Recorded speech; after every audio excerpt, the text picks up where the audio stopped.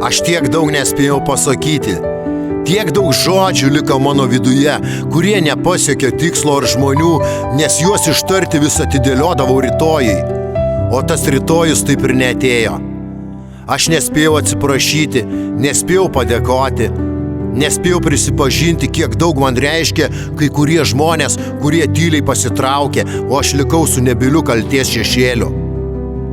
Galvojau, kad viskam dar bus laiko, bet gyvenimas yra žiauriai greitas ir jis nelaukia. Aš nespėjau išdrįsti, nespėjau svajoti taip drąsiai, kaip norėjau. Nepakėliau sparnų, nes bijojau nukristi.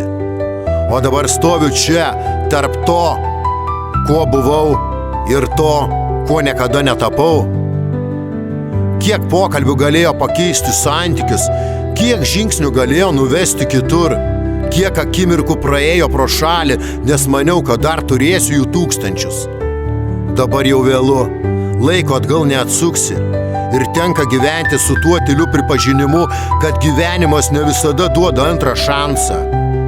Kartais jis išeina tyliai, kaip žmogus, kurį pamatęs norėtum dar kartą apkabinti, bet durys jau uždarytos.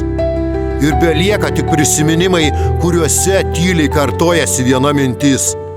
Aš tiek daug nespėjau pasakyti ir padaryti. Real Dreams.